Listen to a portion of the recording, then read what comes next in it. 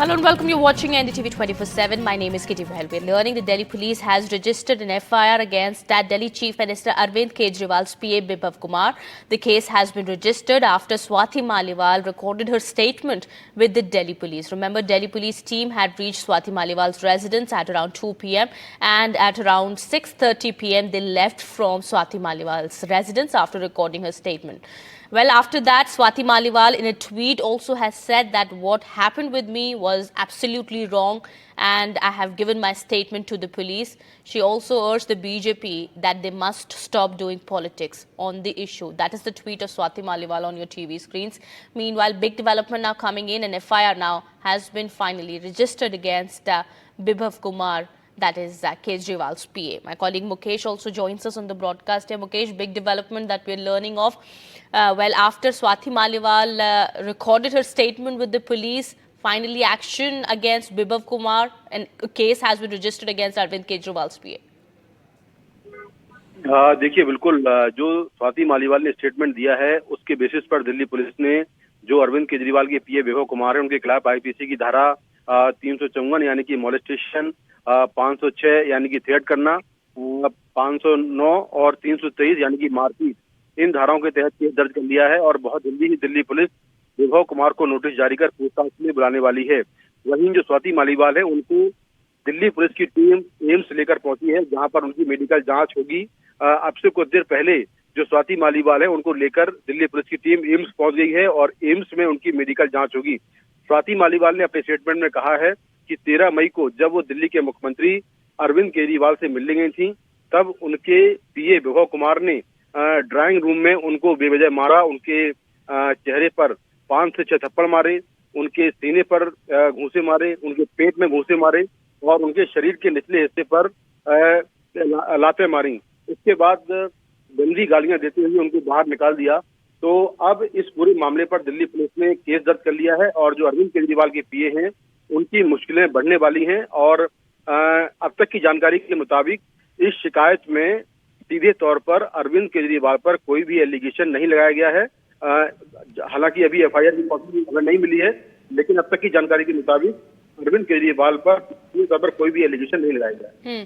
Mukesh, the question that also rises here is that what many are asking is that why is Arvind Kejriwal keeping quiet? Why is he not speaking on the matter? Why is he not acting against his PA? इतने दिन हो गए हैं, उसके बावजूद भी कोई action क्यों नहीं लिया जा रहा है? देखिए, जब 13 मई को स्वाति मालीवाल ने पीसीआर कॉल किया था तब ये कहा था कि अरविंद केजरीवाल ने ही अपने पीए बिभव के जरिए उनकी पिटाई करवाई है। इसके बाद वो थाने पहुंची, लेकिन उनको कुछ फोन आ गए और वो थाने से वापस लौट गई थी। तो अरविंद केजरीवाल का नाम भी शुरू में आया था और शायद यही वजह है कि अरविंद केजरीवाल ने पूरे मामले को लेकर कोई बयान नहीं दिया था। लेकिन जो संजय सिंह आम आदमी पार्टी के जो सांसद हैं उन्होंने कहा था कि विभव ने अभद्रता की है और उनके खिलाफ कड़ी कार्रवाई की जाएगी। All right. Thank you so much, Mukesh, for getting us all those details there. We'll keep an eye on the developments on that and get you more. Meanwhile, we have some more news that we're tracking. Bhavesh Phinde, who's the owner of the hoarding that fell on the petrol pump, has been arrested by crime branch from Udaipur. This is in connection with the Mumbai hoarding collapse tragedy. He was named as the wanted accused in the FIR and had been absconding since the incident had taken place. Now the Mumbai crime branch has nabbed him. Meanwhile, in a big decision, the BMC, after the Ghatkopar hoarding incident, has said that no new hoarding will be allowed in Mumbai at this point in time, considering the safety of citizens as a priority. Provisions are going to be included in our billboard policy.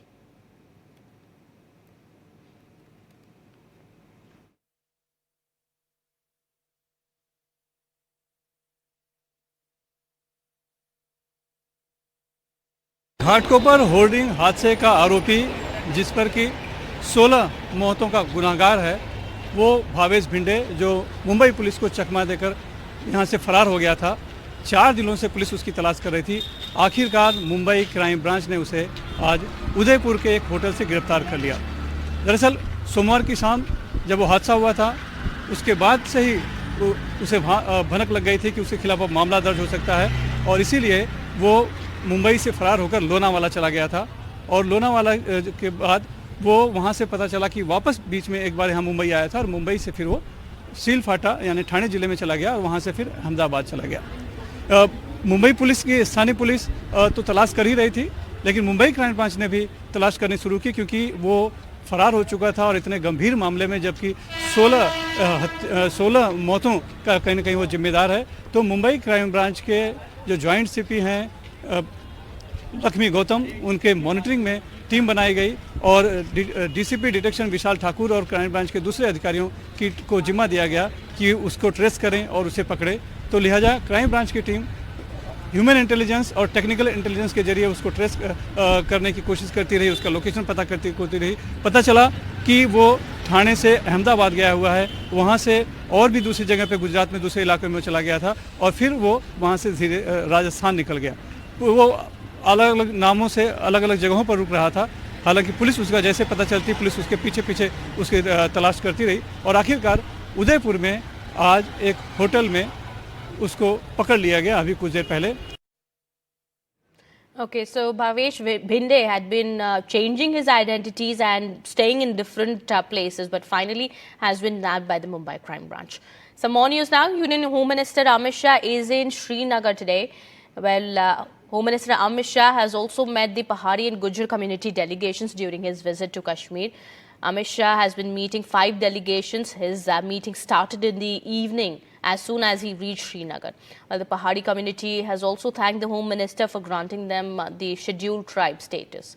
It's a crucial visit to Kashmir by Union Home Minister Amit Shah, and it comes ahead of voting that is going to take place in Baramulla and Anantnag. He's going to stay in Kashmir tonight and is expected to leave tomorrow.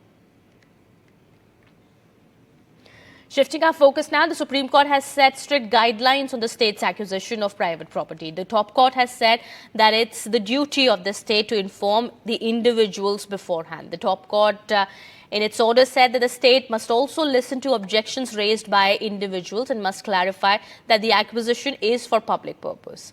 Well, failure to comply renders the acquisition illegal. This is what the top court today said in its guidelines. And well, with that, it's time for a short break here. More continues on the other side. Stay tuned. Welcome back after the break. Now to our special election focus on Rai Bareli. For the Congress party, it's the last remaining bastion in UP, a state where they have been more or less wiped out. And for Rahul Gandhi, it's a battle for legacy and prestige. BJP's Dinesh Pratap Singh is Rahul Gandhi's opponent on this seat. Take a look at this report.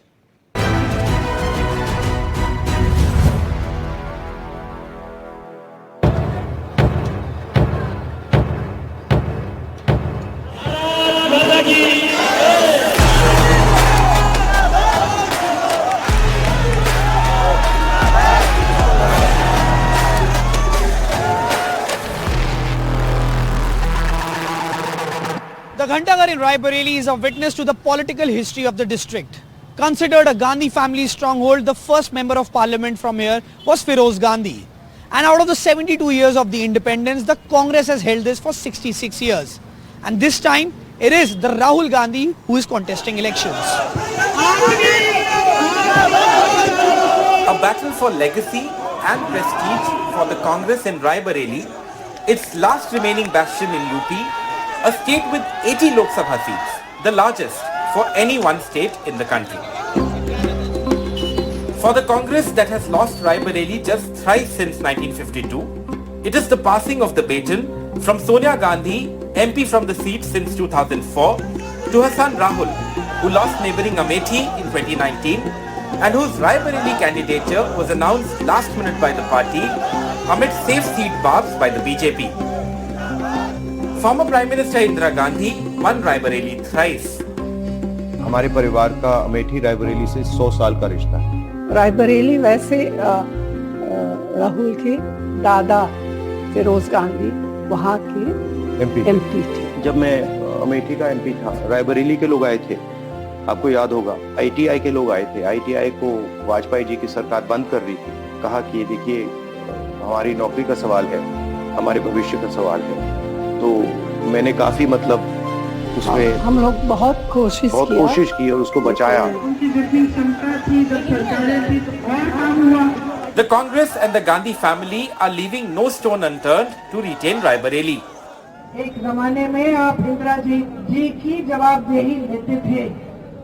Rajiv Gandhi ji आते थे, प्रधानमंत्री थे, आते थे, महिलाएं उनसे पूछती थी, अच्छा भैया आपने कहा था कि यहाँ पे आप नलका लगवाएंगे, ये नलका नहीं लगा है। ये थी हमारी राजनीतिक परंपरा। आज आदत बिगड़ गई है। The BJP candidate against Rahul is this man, Dinesh Pratap Singh, a former Congress leader who joined the BJP in 2018 and unsuccessfully contested the 2019 Lok Sabha election against Sonia Gandhi on the seat. However, there was an interesting sidelight to that defeat. The defeat margin was 1.67 lakh votes. It was the lowest margin in Raebareli for decades. प्रणाम कर कर मेरी बात की शुरुआत। Now the BJP is pushing hard. भाइयों बहनों, 5 बच्चियां डूबकर मर गई। With its top guns campaigning across the constituency. Priyanka, ये परिवार है आपका। मैं आपको बताता हूं, रायबरेली में कमल खिला दो, 400 पार अपने आप हो जाएगा। लोकतंत्र के अंदर 5 साल तक यहां से चुन कर जाने के बाद सोनिया जी और इनका परिवार रायबरेली कितनी बार आया है भैया, बताओ तो जरा। 7 kilometers from the Raebareli town, at the Rasulpur Gunda village, the sentiment is in favor of the Gandhis. पहले से लगा हुआ है, जुड़ाव पूरा कांग्रेस परिवार से है, गांधी परिवार से विशेष तौर पर, और मान के चलो पूरा गांव तरफे रहे कांग्रेस से परिवार में रहे। देखो, इस गांव को राहुल गांधी नहीं, गांधी परिवार से लगाव है। अच्छा, गांधी सर ने मैटर करता है जी, वो चाहे सोनिया गांधी हो, राहुल गांधी हो या प्रियंका जी हो, इसलिए कि अभी तक रायबरेली में जो कुछ हुआ या हमारे गांव में जो कुछ हुआ वो सब गांधी परिवार की देन है। लोग कहते हैं कि यहाँ कुछ होता नहीं, कह रहे हैं कि 70 साल से कांग्रेस कुछ किया नहीं, लाइट बिजली और जब ये सब आया तो कौन लाया पहले से। At the other end of the town is the Didoli village. गांव के प्रधान जी हैं राजकुमार सिंह, उनके माध्यम से बीजेपी के सहयोग से पूरा अच्छा खासा, दिनेश प्रताप सिंह के सहयोग से पूरा बढ़िया गांव हमारा अच्छा है, विकसित है, विकासशील है, ठीक है, विकासशील भी है, उनके माध्यम से विकसित भी हुआ है। Rahul's entry in Raebareli triggered a war of words between the BJP and the Congress for Rahul not contesting from Amethi. This is going to be a litmus test for Rahul Gandhi, as Raebareli was the only seat that the Congress managed to win in the 2019 general elections.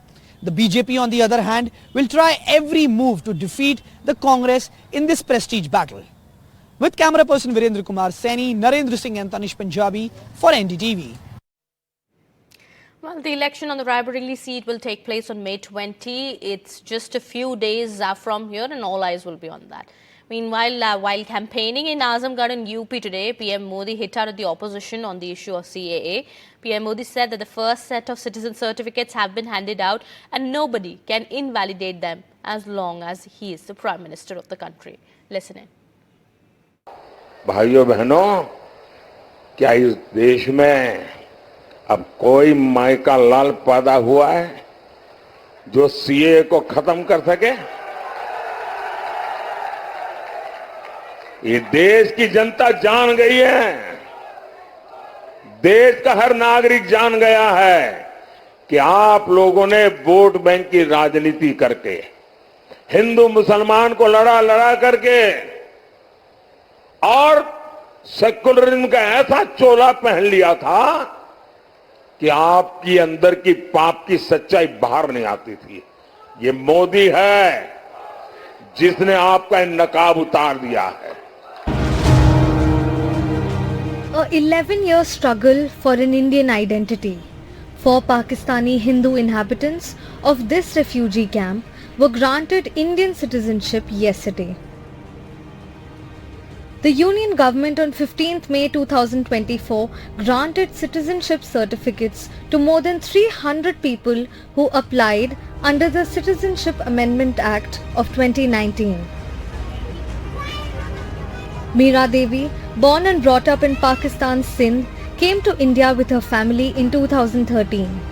Her son and daughter have been granted citizenship. यहाँ बेनज़ीर भुट्टो थी तो हमारी बहुत help होती थी वहाँ पे। जब से वो हमारी बेनज़ीर भुट्टो सिंध में रहते थे तो वो चली गई, वहाँ की प्रधानमंत्री थी वो चली गई। जब से हमारे हालात वहाँ थोड़े बिगड़ने लगे तो हमने सोचा वो ही नहीं रही तो हमें भी रहने का यहाँ कोई अधिकार नहीं। In her adolescence, Meera's daughter Yashoda came with her family to India. Now, a mother of 4, Yashoda is the first in her family to be granted Indian citizenship. हमें तो नागरिकता मिली, हम बहुत खुश हैं और बहुत ज़्यादा खुश हैं। और हमने कल शाम को कुछ मिठाई लाई थी, भगवान को चढ़ाई, कुछ बच्चों को बांटे और घर में भी बहुत खुशी मनाई, सबको बधाई दी। भारत के तो हमें बहुत अच्छा लग रहा है क्योंकि यहाँ की जैसे मंदिर है ये है, हमें बहुत अच्छा पढ़ाई लिखाई है, वहाँ पे जैसे पढ़ने लिखने नहीं जाते थे। The citizenship has ignited the hope of a better future among Pakistani Hindu refugees living in North Delhi's Majnu का टीला। मैं महत्व ये रखता है कि जैसे मान चलो मैं कोई कारोबार करना चाहता हूँ या कोई बिजनेस करना चाहता हूँ तो मुझे कोई दिक्कत नहीं आएगी। अब कुछ लोग हमें ये भी कहते थे कि यार ये पाकिस्तानी हैं, वो भी हमारे से पाकिस्तानी का टैट हमसे ख़त्म हो गया जी। मुझे इस चीज़ का फ़र्क लगता है कि मैं एक हिंदुस्तानी नागरिक बन जाऊँ, बहुत बड़ी ये सबसे बड़ी महत्वपूर्ण ताकत है कि मैं हिंदुस्तान का नागरिक हूँ। These narrow gullies in a refugee camp in Majnu ka Tila house many memories and sentiments of Pakistani Hindus who came to India in 2013 in search of an Indian identity. A few people living here have been granted Indian citizenship by the Union government, while for others it's under due process. What remains a question is how will the citizenship create an impactful change in the lives of these people? With camera person Shiv Kumar, this is Tanushka Datta for NDTV. All right, some more news now. The Supreme Court has halted all mining activities being undertaken around the Sariska Tiger Reserve in Rajasthan. The court said that no mining activity will be permissible within the 1 kilometer radius of the tiger habitat. The court has also asked the Rajasthan government to formulate a closure plan or take necessary steps for the compliance with its orders and listed the matter for further hearing in July. Take a look at this report.